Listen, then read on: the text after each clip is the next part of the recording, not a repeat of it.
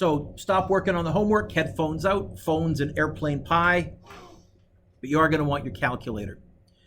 Often when completing a lab, now I should say I'm not going to be able to fit as many activities in as I normally do, partly because I'm not going to be getting through as much of the course, and partly because some of them I just can't figure out how to do safely within the COVID protocols. So this skill here, we're only going to use a few times during the year. But often when completing a lab, we'd like to know the accuracy or the validity of our results. How close are we to the value that scientists would get with multi-million-dollar equipment? How good were we with our cheap equipment? If we have a known value to compare our lab results to, we can find out our absolute error and our percentage error. So the absolute error is how much you're off by as a positive number. If I write it out mathematically, it's the theoretical value or calculated value minus, in other words, the one that you found in your lab, minus the value you were supposed to get. What do these vertical lines around it mean? What does this mean? I heard someone say it. Absolute value means make your answer positive. You know what? The easy way to always guarantee that it's going to be positive is to always go bigger minus smaller on your calculator. You'll get the positive answer. So, the known or accepted value is often called the correct value. The absolute value means make your answer positive, even if it's negative. In other words, on your calculator, as I said, just go the bigger number minus the smaller number. If you have a good scientific calculator, and all of you do right now in your hand, it does actually have an absolute value feature, but it's often located in an obscure location. It's just easier to go either bigger minus smaller, or if you get a negative answer on this lesson, ignore the negative. The value is just the number without the negative, the absolute value. Percentage error is the absolute error divided by the known or accepted value, need you with me, times 100%. This is what you do when you figure out what percent you got on a test.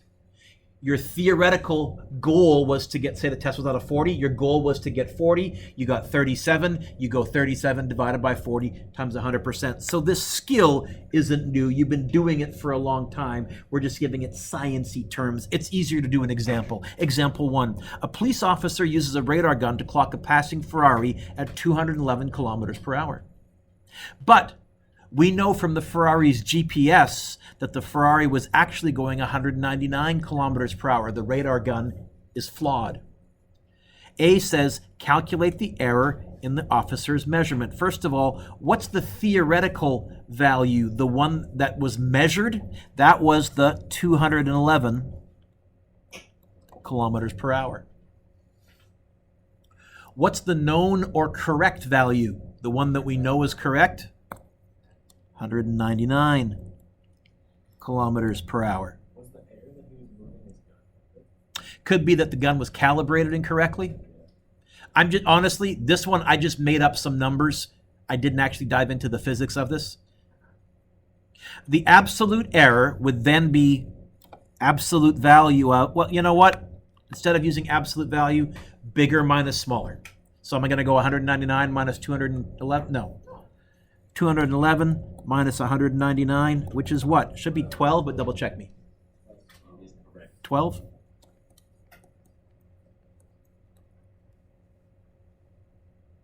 But if we had a different speed, you would get a different absolute error. If we had a slower speed, you would get a different absolute error. What we would really like to know is what percent is this radar gun inaccurate by?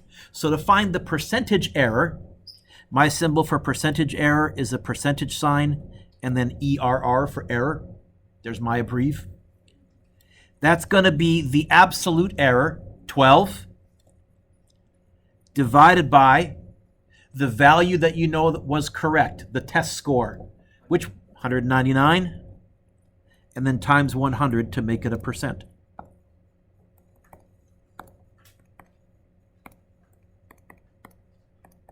Which is what? Mr. Dewick, how many sig figs are we going to go to in this? Well, technically, 12 is 2 sig figs, 199 is 3 sig figs. We would kind of ignore the 100 because it's actually a unit conversion, but that's kind of weird. You know what? Forget sig figs. Let's go to 2 decimal places. 6.03. Usually for percentages, I don't go much past that because the percent is already out of 100. So if you're going to 2 decimal places, now you're talking about being out of 1,000? Anyways, good enough. Next page. 2 people, Connor and Sheila, measure their weight in the morning by using typical bathroom scales. Bathroom scales are terribly unreliable. The digital ones are better, but if you happen to have one of these old spring-style scales that you stand on, these are way off. Like if you're using this to judge your weight for nutrition, don't. They're way off. So, Connor and Sheila are measuring their weight in the morning by using spring-style bathroom scales. The scale reports that Connor weighs 237 pounds, but we know he actually weighs 256 pounds. Sheila's scale reports her weight as 117 pounds, but we know she actually weighs 129 pounds. Whose measurement incurred the greater absolute error? What's this question want us to find? Oh, by the way, physics is word problems. You do word problems in math and they're terrible. They're contrived, they're horrible. One of the nice things about the word problems in physics is it's really easy to figure out what they're asking you to find. There's none of this, what am I going to let be X? What are they trying to do here? So, my question here, and I'll pick on Nick because he was blinking long and needs to wake up. Nick, what are they asking me to find? Whose measurement incurred the? Whose measurement incurred the? Read me the last 3 words. Okay. The greater absolute error. I think I'm actually going to do 3 things. I'm going to find Connor's absolute error. Then I'm going to find, and then I'll compare them. How many things am I going to find actually for this question then? You know what? Go like that. Divide your page into 3. I'm going to put a heading, but I'm not going to write Connor. What would be a good abbrev to use for Connor? C.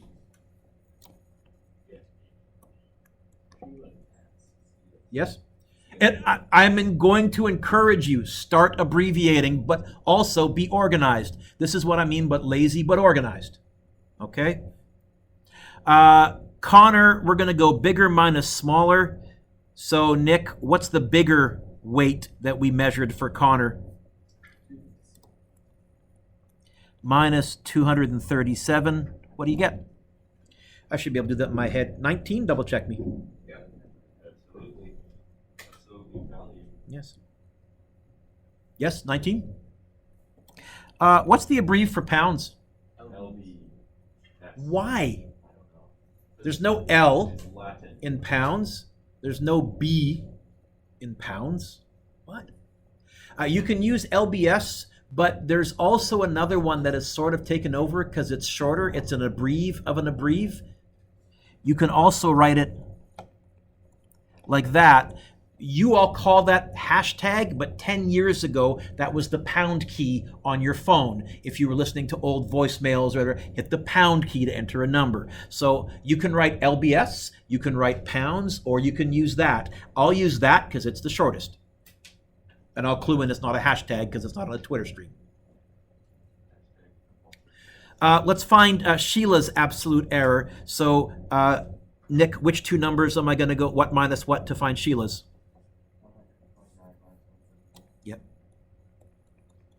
By the way, if you haven't figured out already, one of my teaching styles, if I sense that you're dozing, or just to keep the class interactive, I am going to call on individual students. Sorry, don't freak out. I'll call on you with questions that I'm pretty sure you know the answer for.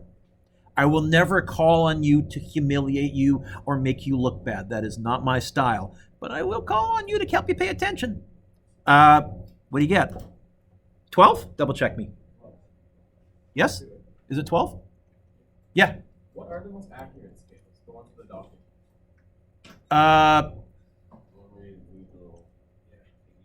Probably the digital ones.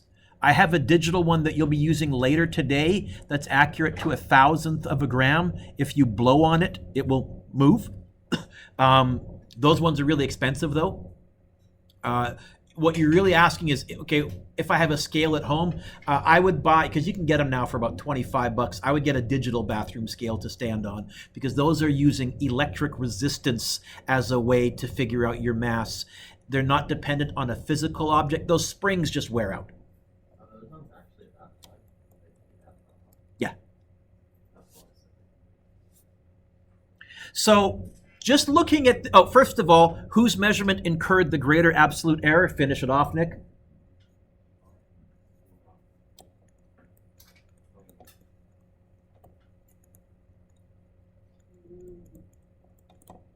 Does that mean Connor's scale is less accurate?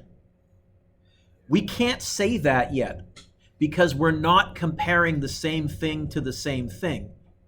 How could we figure out which scale was off by more? Convert these answers into a percent.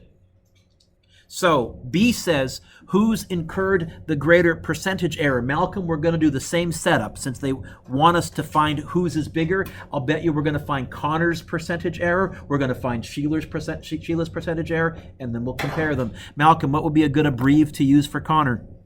Yep, for Sheila.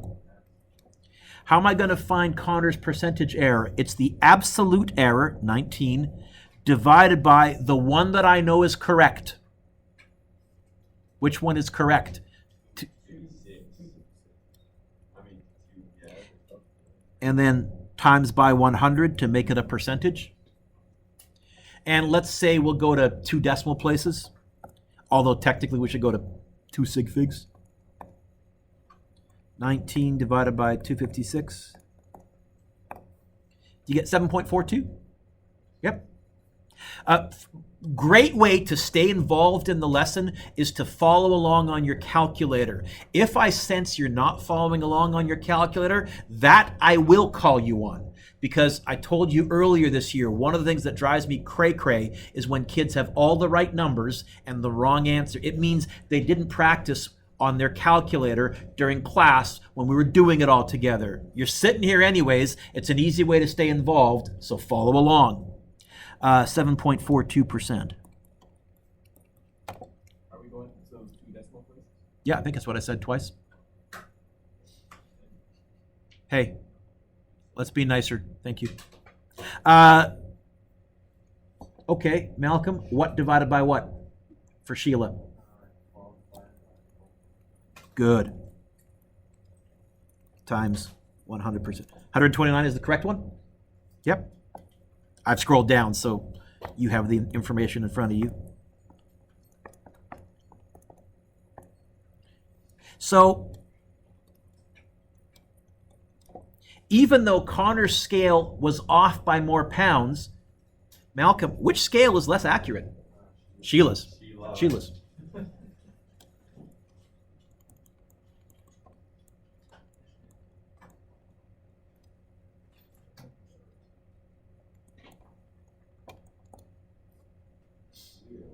Okay. This happens all the time. All the time.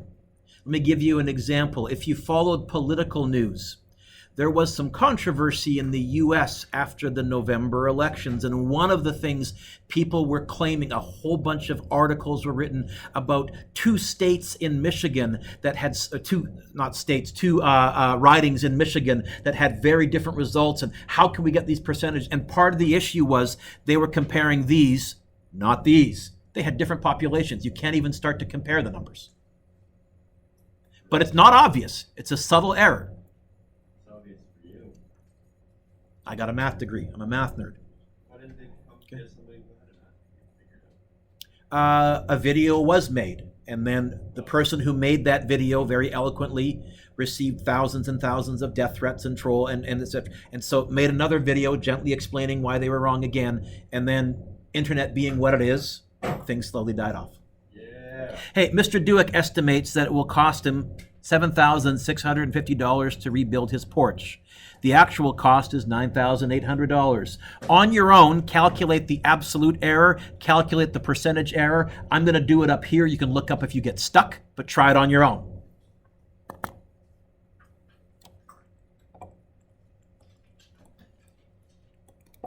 I should be able to do this in my head. 9,800 take away 7,000 is 2,800 take away 6,000, 2,000.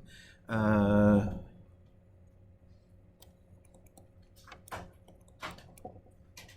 I right?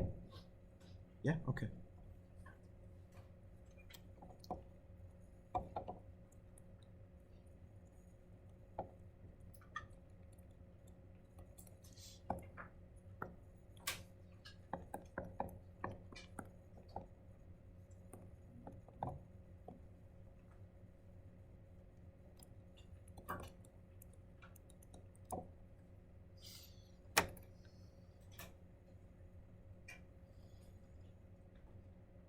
Yes?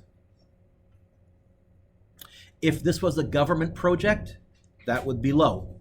If you start following government news, and you usually do once you start paying taxes and realize you're paying for this, usually their percentage error of their estimate of how much something will cost and the final cost, we're happy if it's under 100%. The classic right now is the Site C dam, which I think is triple what it was originally budgeted at, and they're not even remotely close to being done. So, governments. So how do you find absolute error? Bigger minus smaller. How do you find percentage error? Absolute error divided by correct value times 100%. We're going to do a short little mini lab